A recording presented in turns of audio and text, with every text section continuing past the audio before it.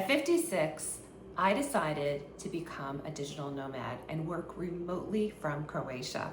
If I haven't met you yet, I'm Jennifer Gilman. I'm a functional medicine health and lifestyle coach.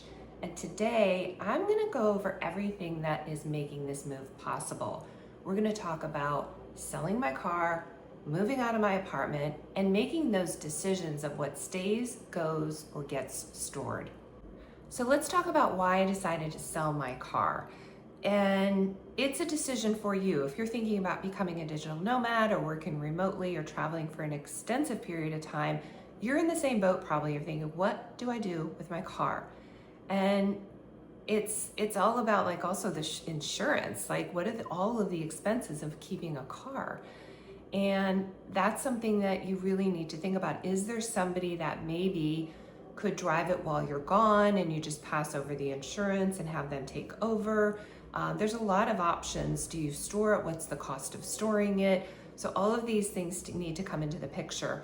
And how long are you away? Is it worthwhile to sell your car if you're only gone for a month or two? Probably not. For my case, it's a whole year. And what I decided to do is sell it. I've had my Subaru for 10 years, you guys. I'm that person who buy the car. I bought this Subaru new back in 2015. And I said to myself, I want a car that is going to last me 10 years. I do not like car shopping. And I also really like a reliable car. And for me, Subaru fit the bill for sure. I really enjoyed it. Now we're getting close to 11 years actually that I've had it. But it's time for me to say goodbye to it. So then the option is, well, how do I sell it? You know, you can go Facebook Marketplace, you can list it yourself and try to sell that. And originally I thought about that. But as I got closer to the date that I'm leaving, I thought, wait a minute, how am I going to coordinate all this? I need my car kind of up to the last minute. I know need versus want, right? Could I rely on other people? Could I use Uber? You know, yes, I could certainly do that. But I kind of wanted my car. So that became more of a priority of like, all right, I'm willing to sacrifice not making as much money on my car by ensuring that I have a date I can drop off the car to somebody else. So then that meant go to a different level.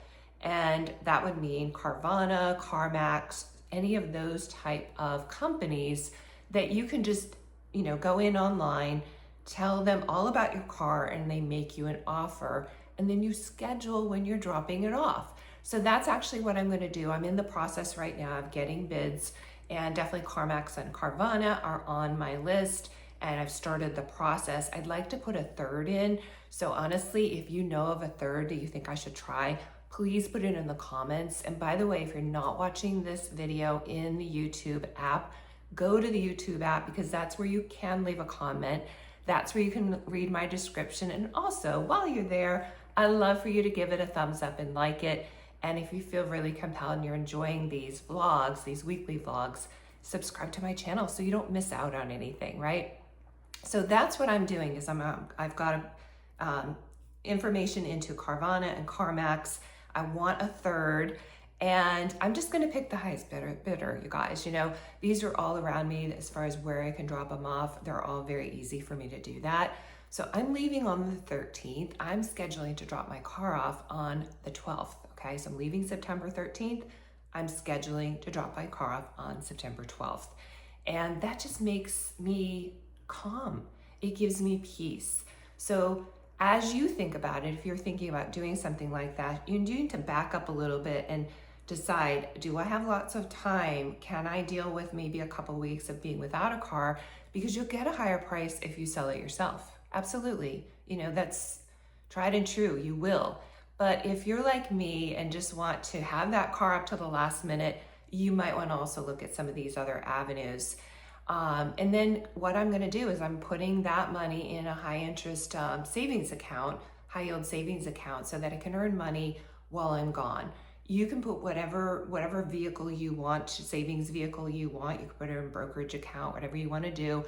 I'm putting in that high yield savings account. Don't put it in your, I know I hate to bash banks, but regular savings that maybe you're earning like 0.05%. I mean, that's ridiculous, right? So try to find something else. And then when I get back, I'll be able to go ahead and look for either a new car or pre-owned certified car, whatever I decide to do, and my earnings actually gained interest, right? So that's really great. So that's what I'm gonna do with my car. Goodbye, Ruru. You'll be missed. So what do you have? Do you have an apartment? Do you have a home?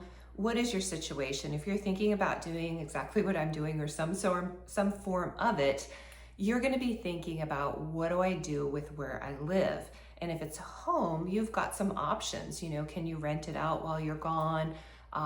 Maybe somebody you know is in need and they move into it, a family member or something like that. And maybe you get, you know, some type of rent from them, even if it's not at, you know, what you would get for somebody you didn't know. So lots of different things you can do, but I do encourage you, if you have a home, don't let it just sit empty, because that's not good for a home. A home needs to be used, making sure everything is working really well. Renting it out is probably a really good idea. Some people decide to turn it into vacation rental as well. If you know me, you already know I do have a vacation rental home up in the North Carolina mountains called Forest Therapy. Yes, I love it. And I've had that for 5 years now. So I'm really, I've got it on Airbnb and Vrbo. That works really well for me. So I share that with you because that's an option possibly for your home, is that you're thinking, all right, I will rent this out and turn it into a vacation rental possibly, if your city or state allows it. I know every city's a little bit different, so make sure you don't just throw it on Airbnb if that's illegal. So be careful there. All right, I owned an apartment. So many of you knew I went through an amicable divorce last summer, and that's when I downsized. It was something that I was craving for several years, as I really did want to downsize over the last 5 years. So I actually got excited about either selling or donating or throwing away things. There were either one of those 3 buckets they were in. And I did that last year and went from a larger home into 720 square feet of space that I live in now. I love it. And it's proven to be so great for me. The good news for me is I did that last year, so there wasn't really a lot to get rid of now. That part was already done. So you may have to be thinking about, all right, do I donate? Do I sell? Facebook Marketplace is a great place for that. Or do I just trash some of this stuff that nobody's gonna buy or want, right?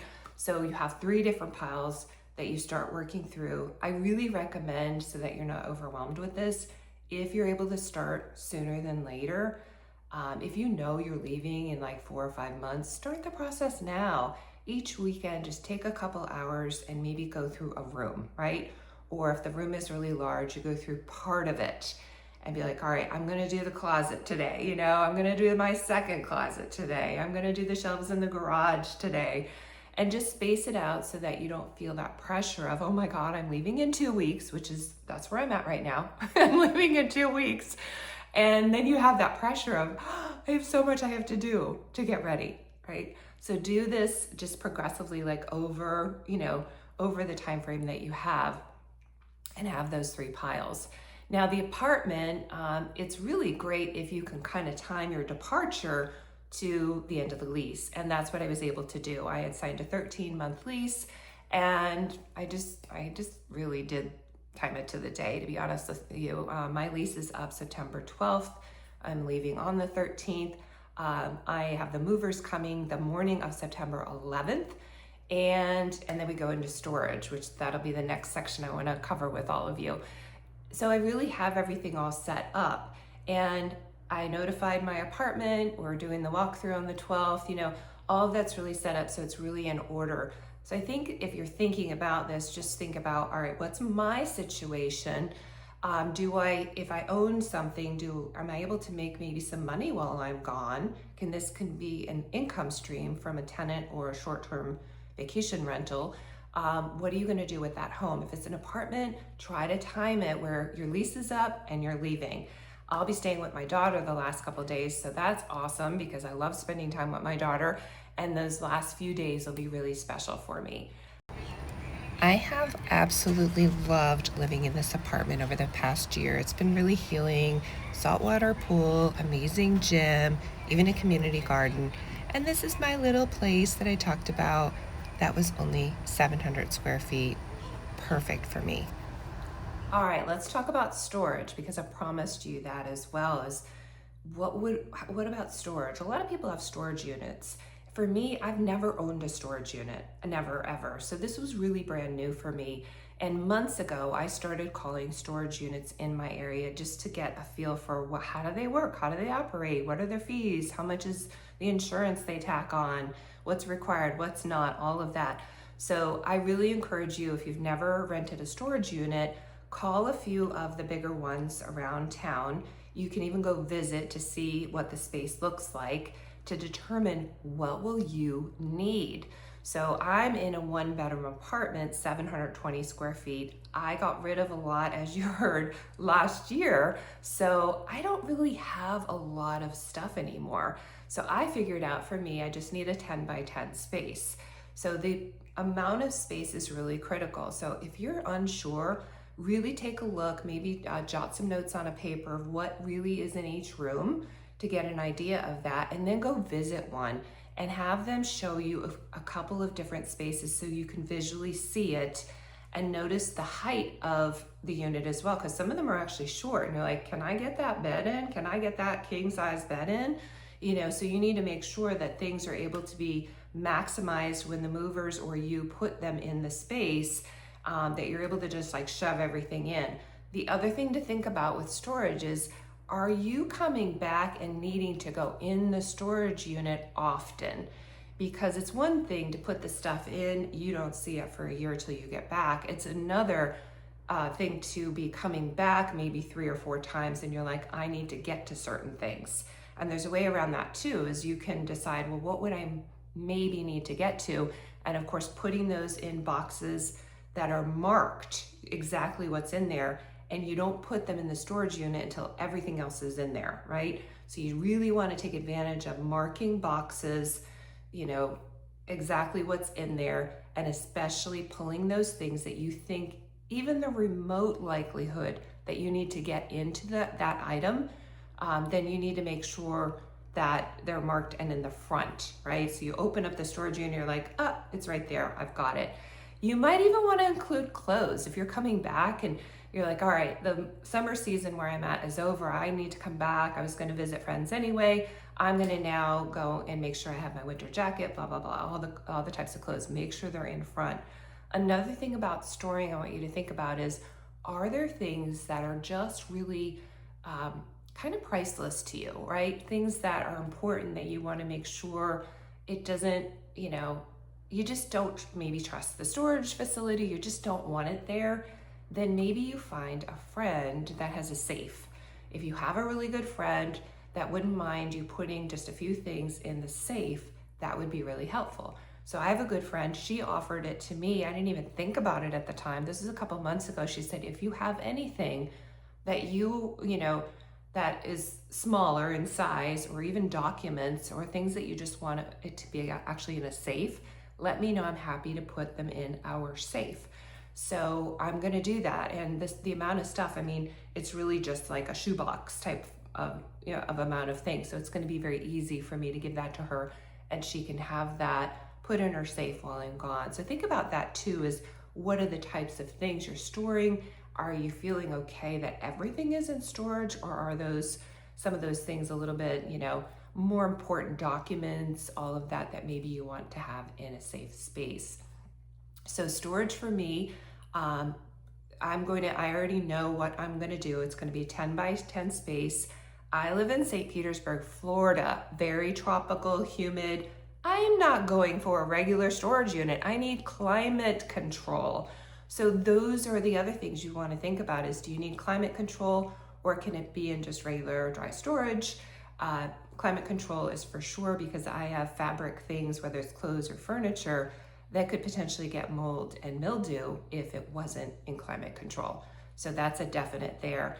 And then I already know who I'm going to call, but I'm going to call a week before, which is next week, and then officially contact them and say, all right, which of your facilities have the best deal right now? What I found from calling around before is the larger companies that have multiple locations, they actually have deals at certain ones, but it rotates around. You never know who's going to have the deal. And since I'm not going to go into my storage unit until I move back, I don't care if I have to drive 15, 20 minutes away versus 5 minutes away. that doesn't matter to me. So I'm gonna call them and say, all right, which of your storage facilities has the best deal right now? What is it? And I'm gonna pick that deal. So that's what I'm gonna be doing with storage. And also think about, like, are there things that, going back to the what are you gonna get rid of, does it really need to be stored? Are you really wanting to have this when you get back? So I can't emphasize that step enough of really looking at what do you have that, like, do you really need to store it, or should it be donated? Maybe a family member or friend wants something that you have. I will actually be sharing a lot of my stuff with my daughter. Some I'm giving to her, and some things I'm lending to her, like my Nespresso coffee machine. She loves. I'm lending it to her for the year. She's so excited. It gets used, which is good. Like, a machine like that needs to get used. I don't really want it in storage, and it would take up room. Give it to my daughter to do. My Vitamix blender, she's getting it, So a lot of other things she's going to actually get, and some of it, again, I'm giving to her, and some things I'm just lending to her until I return. So think about all those things, because it puts some things in perspective. Okay, so we talked about the car, the apartment or home, and also storage facilities. So next time I want to share with you, I'm excited about this.